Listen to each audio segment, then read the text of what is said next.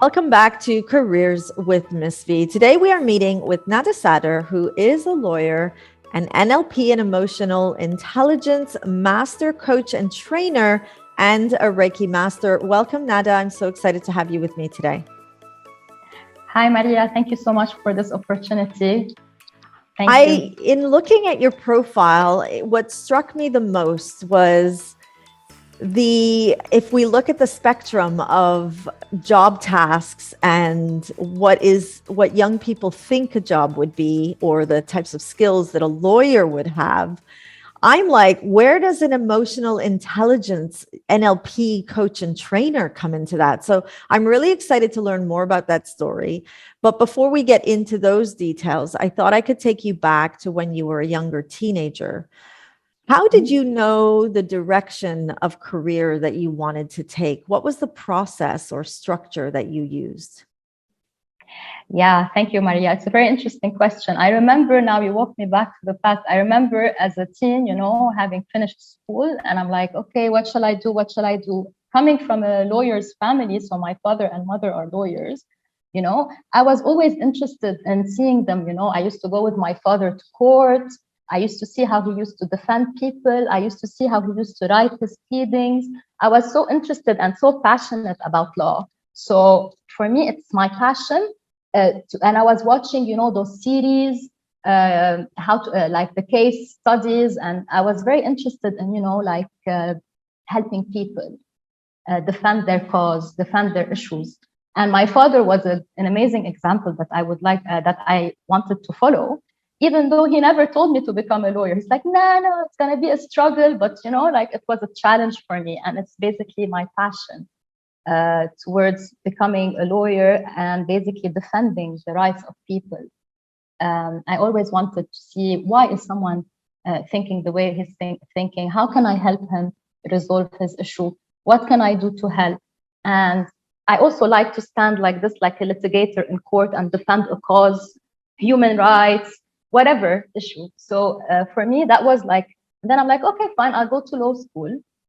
And at the same time, I was confused between being a lawyer and being a psychologist, which also now explains the reason why I'm actually coaching. So I'm like, shall I go for, because whether you are a psychologist or a lawyer, you're actually defending and trying to understand people, how they think, how can you rewire their patterns of thinking. Then I'm like, no, you know what? For now, I want to go. I had this, like wanting to defend people kind of a drive in me, which led me to law school. Yeah. Brilliant. I love the story. I love how you merged the two into one. And what I most appreciated, which is what young people can't really do when they're so young, you went back and now that made sense why I was interested in psychology as well. And it made sense after all these years and me finding my way to NLP. Let's talk about some of what students think it would be like to be a lawyer. You kind of described, like, I wanted to defend people. I wanted to fight for social justice and people's rights. And I could see that energy coming from you. And I think most young people assume that law is going to be that way. We know that there's different specialties, obviously. Mm-hmm. But what did you learn about the reality of the career that when you were younger, the dream or the kind of fantasy of what it would be like kind of brought you and thought, oh, I didn't realize this is really what I have to do as a lawyer?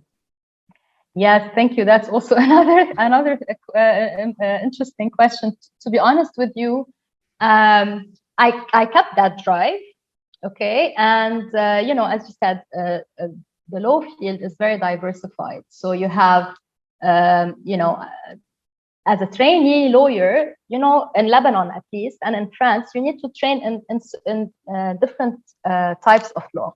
So this is where I decided to, I'm going to go in a search for a law firm where I have, which offers diversified fields. So I was discovering myself, what type of law do I like to actually have, like to work in. So I started with criminal law because I loved it, etc. And fighting, defending people, getting people out of prison, understanding why did they commit such a behavior. And that drive, but on the ground, when I had to go actually to the court, and when I had to go to prison, when I saw what's really happening, how things are politically kind of, you know, in like politics is involved, you know, and I'm like, okay, wow, my dream is there, and what's happening on the ground is something completely different. And my father was like, see, I told you. But then I'm like, yeah, but you know, as long as you have this drive, and here is the tip that I would like to say, that like, always remember what's important to you and for you. What's important to me and for me in becoming a lawyer. Why would I want to be a lawyer? Okay, I will be going through challenges, but I'm gonna have this passion and this drive to discover what's happening, and then taking the necessary steps to move forward. I love that. You're just singing the song that I love to hear for young people. So you found that there was a conflict in what you thought it would be, what it really was. And I think what you're also describing is things that they won't teach you at school, and things that parents won't tell you because they think you're too young. But now that you've experienced it, do you think that as educators and practitioners, that we should be more transparent with young people about the realities? Or do you think that they're too young to really know?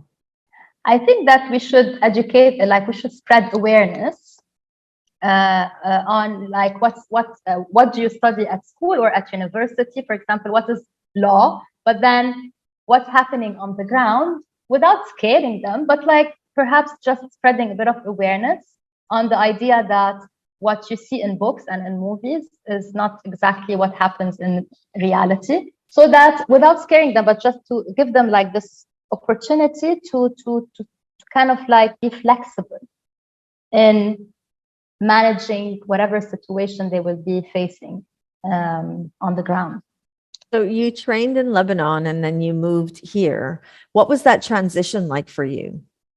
Yeah, so I trained in Lebanon, and then I got the honor to to get a scholarship from Paris, actually, to go and do my specialized degree in arbitration and dispute resolutions. So I went to Paris. I worked there at the Cour de Versailles and Cour de Paris, so the Court of Paris. And over there, you know, again, what you studied is different than what you see on the ground. So the idea of arbitration and alternative dispute resolutions is how to actually resolve a dispute amicably.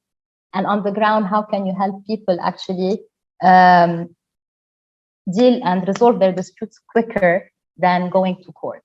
So, and this also has this coaching, conciliation, mediation kind of aspect. Now that I'm talking to you, I'm like kind of understanding why I'm now a coach. So it has this coaching approach of resolving a dispute amicably rather than fighting all the time in courts.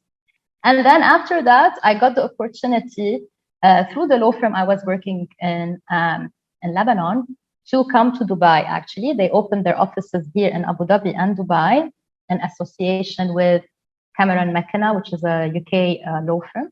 So this is how I came here and worked in the 11th Lawyers at the time. It was called that in Abu Dhabi and Dubai.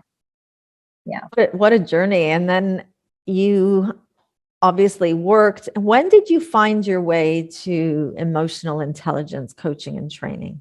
Yeah. So basically, after I came to Dubai and went to that law firm, then what happened is, okay, the law firm got dissolved. I had to move to another law firm. So here I had the chance to explore common law, which is basically the American and English system versus the French and Germanic system in law. So here, this is also an opportunity for students to know that it's always good. There is civil law and common law. So it's always good to merge both and to have experiences in both types of law. So I had that opportunity, worked for the LA Piper for 5 years. Then I moved in-house. In between, I was on a personal journey, trying to understand actually what's going on in my mind. Okay, my professional career is great, but on a personal level, on a personal development, what's happening? And I discovered that, you know what, I actually would like to gain this intelligence in dealing with my emotions, because I have this IQ, I have intellectual abilities. I mean, I learned it, I studied well, whatever. But then I started noticing that I'm actually not in control of my emotions, and that this is not helping me in my career. So this is when I actually attended a center here in Dubai, Eliminations, and they had like this trip to Sri Lanka in 2016. So I'm like, wow, okay, Sri Lanka, and it's close by, and why not? And when I went there, this is when I discovered emotional intelligence. It was actually a retreat on emotional intelligence and how to deal with your emotions, how to be a better leader, how the recipe of success is to combine actually both your IQ and EQ and your emotional intelligence skills. So how to manage the emotions, how to have a better relationship with yourself. What do you say to yourself? How do you empower yourself? So this is very important. And then thanks to that course, actually, I became a better leader at work, because I was like being able to manage my emotions, my impulses, and then being composed and calm when I had to go to court, when I was, in a situation where I would usually attack, I would like, no, understand that, you know what, no, I need to be actually calm and composed. So and then you become a better leader in the sense of you have empathy and understanding your teams. What are the needs of the teams? How can I listen better? Because I wasn't listening. It was always about me doing, yes, I know everything. So the art of listening also is very important in any career, in my opinion. Definitely. The more you listen, the more you can be composed. Yeah.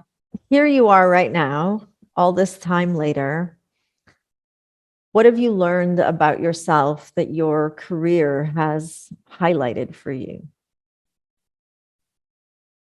Well, I have learned that I could have done better if I was more emotionally intelligent. I mean, I always seek perfection, but looking back, if I was,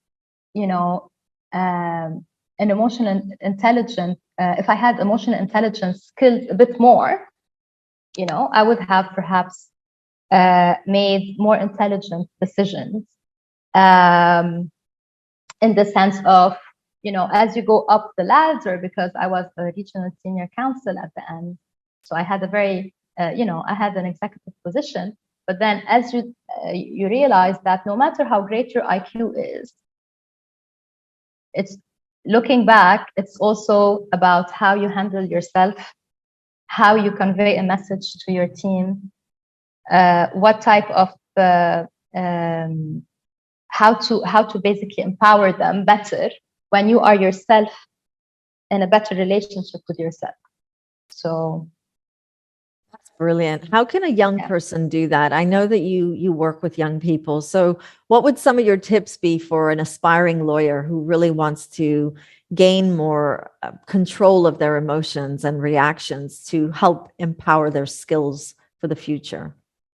Yeah. So the good thing about emotional intelligence is that it's not only genetics, it can be taught. So, and you can learn it. So you don't need to be born with it. Some people are born with it, but you can still learn it. So one of the tools, basically, emotional intelligence is bringing intelligence to emotions, meaning it's a different way of being smart. Okay. So, and it's basically composed of like 4 simple steps. First of all, you need to identify your emotion. So you need to be self-aware of what's happening. When I'm angry, for example, what is the physiological effect on my body? And then the moment you are aware of your emotions, you can manage them. And the tool I can give is for our, for the students, is the moment you feel any type of emotion, frustration, stress, anxiety, anger, you would actually want to notice the physiological effects, your heartbeat, how it is, the tense expression on your face. And the moment you do notice that, you just take your right hand and you tap your left shoulder. I noticed, oh my God, I noticed that I'm frustrated, that I'm angry.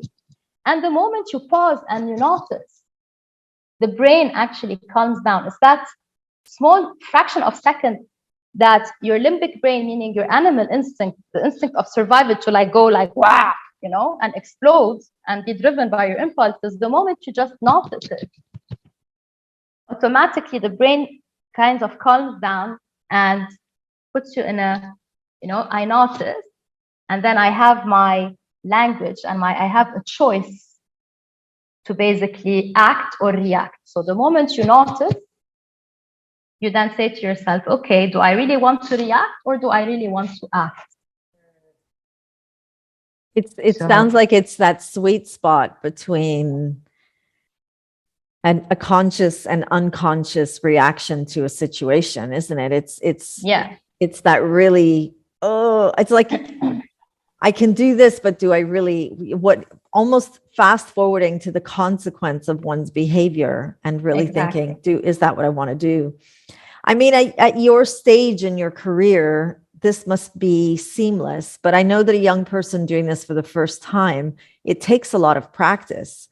Would you say that this skill as a lawyer would definitely ease stress, increase productivity, increase efficiency, increase communication with one's client? But, you know, is this something that young aspiring lawyers should really pay more attention to, or just something to be doing as a form of personal and professional development? No, I think that actually it's both. So basically, again, so emotional intelligence is basically to be continuously practiced. It's doing an emotion, a yoga to your emotion, you know, like when you go to the gym and exercise to lose weight or gain weight or whatever. So it takes time, you know, it's the same thing. It's building a yoga to your emotions. It's like stretching yourself, understanding your emotions, understanding how to control yourself, how to basically deal with yourself, with others. The dialogue, the inner dialogue that you talk, how you talk to yourself, what you say to yourself. And as a lawyer and as any leader, actually, the recipe of success is to basically be aware of your emotions, be aware of their effect on you, on your job performance and on others, you know? So it's this awareness that, you know, when you are actually in control, so you would want to ask yourself, am I actually leading my emotions, or are my emotions leading me? That's the question. And any, you know, as a lawyer, like even when you're studying law, you would want to actually know how to build, you know, this awareness, how to control your emotions, how to feel them, so that you know how it feels to be angry, and then to ask yourself, what is this emotion trying to tell me? What is this stress trying to tell me? What is this anger? What is this frustration? There's a positive message behind it. So this is another tool. So for example, when I am actually stressed, I ask, why am I stressed? What is this stress trying to tell me? For example, if I have a deadline, I get stressed, correct? So rather than becoming stressed, and it's not going to help because I have to finish a project, for example. So I will ask myself, what is this stress trying to tell me? It's trying to tell me, Nada, you need to prepare ahead of time. So this awareness that stress puts me in a situation where I cannot basically meet my deadlines, the message for me is to basically take a step back and understand the message behind the stress. It's trying to tell me, Nada, organize yourself better. Instead of leaving your work till the last minute, like prepare ahead, way in advance, so that you can actually be ready. And the moment you do that, you no longer feel stressed, actually. So yes, this awareness actually of being emotionally fit is important. It's a recipe of success, because you can communicate the moment you are actually in control of your emotions. You can communicate with yourself better, with others.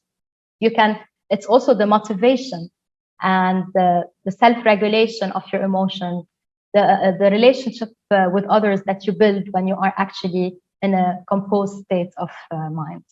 Fantastic. So I'm going to highlight some of the things I'm walking away with after learning from you in this conversation. If I was an aspiring lawyer, I would want to find the initial passion for why I want to do it. So going back to you wanting to fight for those social causes. So really connect with the emotional side of the dream aspiring career. The second thing I heard you saying was spend time in the environment that you aspire to work in. So your example of, I thought it would be like this, but then when I visited the prisons, when I was actually in the field on the ground, it was very different. The politics behind it, I didn't realize. So be in that kind of environment or expose yourself to gain an awareness of the realities of what working in that field would be. I also heard you say that you gained more experiences by traveling outside of your home country to France and to learn a new perspective that you then brought back to Beirut. And then the opportunity of working brought you to another country in the United Arab Emirates, where you also climbed the ladder of being a lawyer. So you were able to find that career progression. You managed to gain experiences in different types of law, which you then recommended to young people to have exposure to. But then there was a learning on a personal journey as well, where you realized that being a lawyer and helping people with their causes could have felt a lot easier if you were able to manage your emotions and gaining more emotional intelligence. That was a really insightful conversation, Nada. Thank you so much. And I think anyone looking at going into law, but also learning that along that journey, you now can connect backwards and understand, as an emotional intelligence master, coach, and trainer, why, when you were younger, the interest of psychology was something that you wanted to be doing. Yeah. It's incredible, isn't it? I love these conversations because it kind of helps us to really put it all into perspective. Together. Yeah. And this is something I tell young people all the time, is that the struggle is real because you're having to fast forward into the years that you haven't lived yet. But when we interview people just like you, Nada, we learn that it's actually when we go backwards that it all really makes sense. And as my mentors are always saying, we can't really predict the future. We can only really take the next right step. So I appreciate this time, Nada. Thank you, thank you, thank you so much, Maria. Thank you to you. It has been such a pleasure.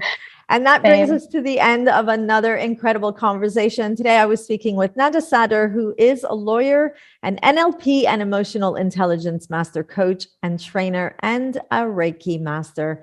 That brings us to the end of Careers with Miss B today. And I look forward to seeing you back for more career conversations with professionals from all over the world. Thank you for watching. Bye.